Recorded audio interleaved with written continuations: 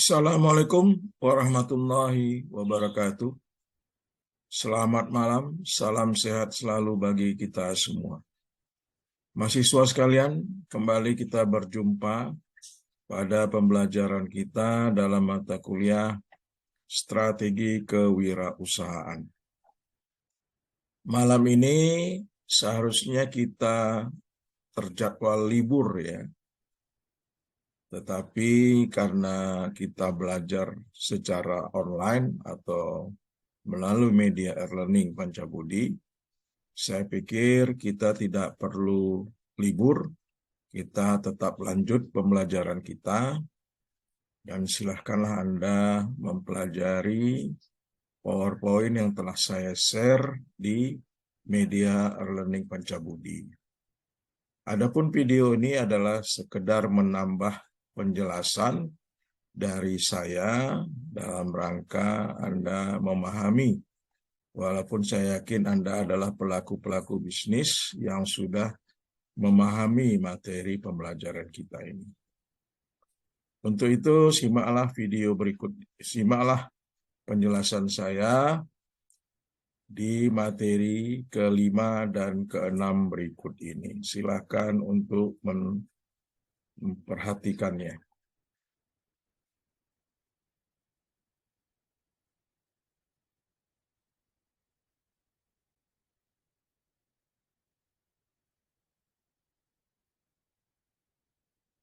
Materi kita yang kelima adalah mengenai strategi menyusun proposal bisnis. Apa itu proposal bisnis ya, atau business plan? Itu merupakan media komunikasi bisnis bagi seorang wirausaha untuk menuangkan seluruh produk bisnis yang dikembangkannya. Ia merefleksikan gambaran perusahaan sekaligus mencerminkan siapa wirausaha di belakangnya. Ini menurut Lupiadi 2004 ya. Ada beberapa tujuan atau yang harus diperhatikan di dalam bisnis plan atau proposal bisnis. Pertama, harus mempunyai tujuan yang realistis. Apa tujuan yang ingin dicapai secara spesifik, terukur, dan ada kesatuan di antara waktu dan parameternya. Lalu ada tersirat di situ atau tersurat di situ komitmen bisnis untuk seluruh yang terlibat, baik pihak keluarga, mitra bisnis, karyawan, maupun anggota tim. Harus mempunyai batasan waktu. Sub-sub tujuan harus dibuat secara berkesinambungan dan ada evaluasi atas kemajuan-kemajuan yang dicapai. Kemudian harus diantisipasi adanya kemungkinan munculnya alternatif strategi yang dapat diformulasikan. Manfaat proposal bisnis yaitu membantu wirausaha untuk berpikir kritis objektif tentang usahanya, tentang usaha yang akan dimasukinya. Membantu wirausaha untuk dapat memprediksi tingkat keberhasilan usahanya, mengembangkan dan menguji strategi, membandingkan antara perkiraan dengan hasil yang nyata, serta memuat informasi guna menyampaikan ide gagasan ke pihak lain. Siapa saja yang harus membaca proposal bisnis yang kita buat? Pertama tentunya adalah bankir. Karena apabila kita mengajukan pembiayaan ke bank, ya harus dilihat atau dibaca oleh bankir. Kemudian investor, apabila ada yang ingin berinvestasi di usaha kita. Lalu konsumen, ya. Kemudian pengacara, apabila kita memerlukan legal form bagi kegiatan usaha kita. Konsultan, apabila kita memerlukan nasihat untuk kemajuan usaha kita, serta supplier atau yang memasok barang-barang kebutuhan usaha kita. Adapun unsur-unsur dari proposal bisnis, biasanya bagian pertama tentang deskripsi aspek bisnis kita.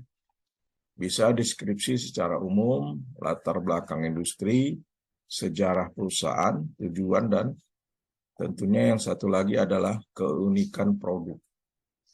Yang kedua adalah aspek pemasaran.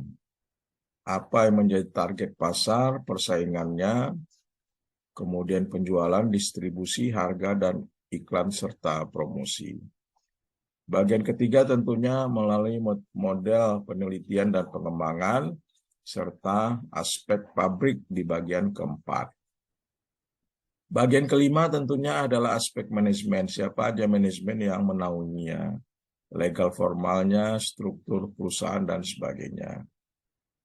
Bagian keenam dan ketujuh adalah aspek risiko serta aspek finansial. Aspek risiko menyangkut masalah-masalah potensial, risiko dan hambatan, serta alternatif yang akan dipakai apabila terjadi risiko. Perkiraan finansial, sumber-sumber dan pemakaian dana, rencana anggaran, dan penahapan finansial. Dan aspek ke-8 adalah penentuan waktu, kapan dimulai, batas waktu kapan akan selesai, serta hubungan-hubungan peristiwa. Serta bagian ke-9 biasanya adalah apendik atau bibliografi daripada pengusaha tersebut. Inilah isian kira-kira tentang bisnis plan ya, atau proposal bisnis yang akan kita diajukan ke berbagai stakeholder yang memerlukan data-data proposal atau kemana proposal itu akan kita kirimkan. Mungkin ini penjelasan saya dari materi ke-6. Kita lanjut saja ke materi ke-6 ya. Tadi materi ke-5, sorry.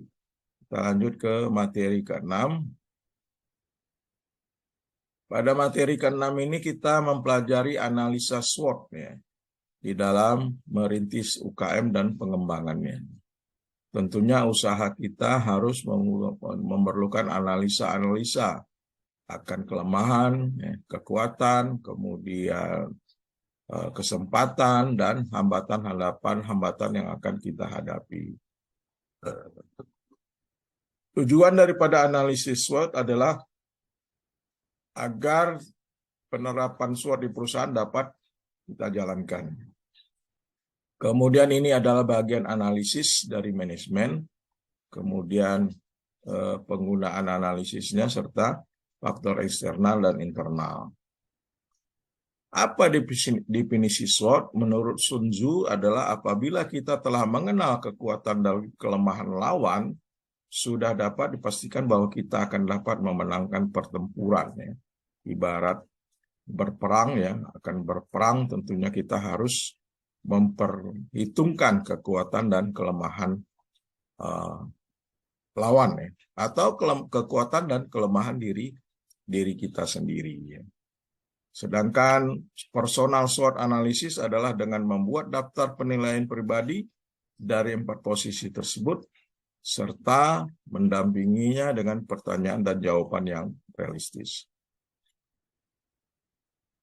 Analisis SWOT dan manajemen sebagai pengambil keputusan mampu memberikan gambaran suatu organisasi dari 4 sudut. Ya. Sudut kekuatan, kelemahan, kesempatan, dan ancamannya. Kemudian dapat dijadikan sebagai rujukan pembuatan rencana jangka panjang, mampu memberikan pemahaman kepada stakeholder, dan dapat dipastikan menjadi penilai secara rutin dalam melihat progress report dalam setiap keputusan. Saya pikir tidak perlu banyak saya jelaskan tentang penerapan SWOT di perusahaan ya, karena Anda adalah pelaku bisnis, tentunya sudah paham dengan analisa-analisa SWOT ini.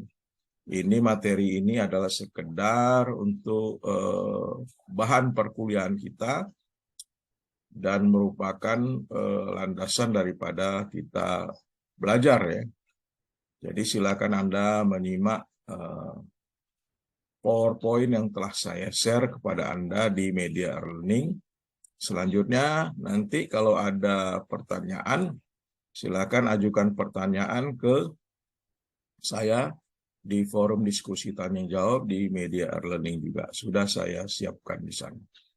Mungkin ini aja penjelasan saya tentang materi ke-5 dan ke-6 kita. Karena Anda, sekali lagi karena Anda adalah pelaku usaha, saya akan banyak bertanya sebenarnya kepada Anda. Karena Anda adalah pengusaha-pengusaha telah merintis, ada yang merintis cukup lama, ada yang baru merintis, dan sebagainya. Saya doakan semoga Anda sukses. Terima kasih. Assalamualaikum warahmatullahi wabarakatuh. Selamat malam, sehat selalu untuk kita semua.